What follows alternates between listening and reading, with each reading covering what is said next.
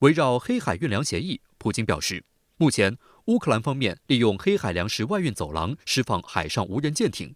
此外，俄方同意粮食协议并非为了乌克兰，而是为了非洲和拉丁美洲的友好国家。但在协议框架内，俄罗斯再次被欺骗。在此情况下，俄方正在考虑退出该协议。так называемой зерновой сделки. Тем более, что вот эти коридоры, по которым идут корабли, они постоянно используются противником для запуска беспилотников, морских беспилотников. 普京重申，解决乌克兰问题的关键在西方国家。如果西方真的想要通过谈判来结束目前的冲突，那他们只要停止向乌克兰供应武器和装备就可以了。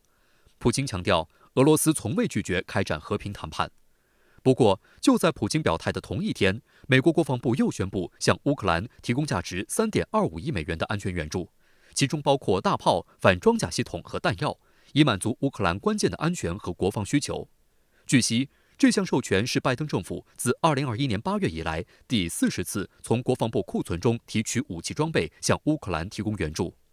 此外，据美国《华尔街日报》报道，一名美国政府高级官员透露，经过为期数周的内部辩论之后，白宫已经开始考虑向乌克兰提供贫铀弹，以帮助乌军对抗俄罗斯坦克。报道称，美国政府今年1月承诺，将在秋季向乌克兰交付31辆 M1艾布拉姆斯坦克。乌克兰军事人员目前正在德国接受坦克的操作和维护培训。五角大楼官员一直要求为这些坦克配备贫铀弹，增强从远处击穿俄罗斯坦克装甲的能力。一名美国政府高级官员告诉《华尔街日报》，白宫围绕这项提案进行了辩论。部分官员担心，提供贫铀弹可能导致华盛顿遭受批评，因为这种武器可能会对人类健康和环境构成威胁。但拜登政府已经开始考虑提供贫铀弹，批准提案似乎不会面临太大的障碍。这名官员称，华盛顿的首要目标是让乌克兰在战场上取得尽可能多的进展，从而帮助基辅在和平谈判中占据有利地位。贫铀弹具有很强的穿甲能力，其中的放射性物质则会长期污染环境，损害人体健康。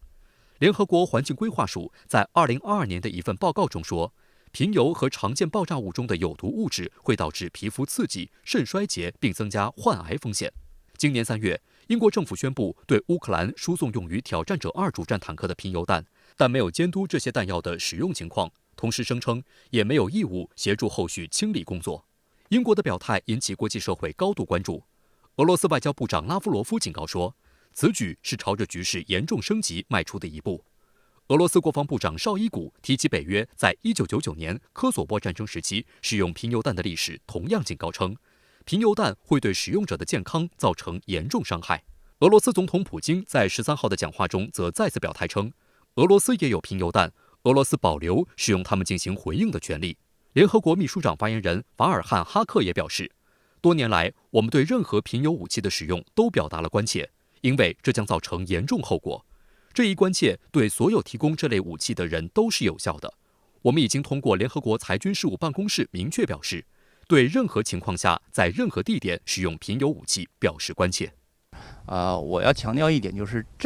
这次美方如果提供贫铀弹的话，事实上是跟之前英国向乌克兰提供贫铀弹是两种不同的情况。那么现在美国陆军现役的埃布拉姆斯主战坦克以及配备的这个贫铀弹，还是他自己的这个主战装备，而且是属于这个美国主战坦克的一个杀手锏这样的武器。那么除非是乌克兰所面对的这个俄军现役主战坦克确实是很强大，就是现役的这个乌克兰的主战坦克没有办法去对付的情况下，那么美国才有可能就是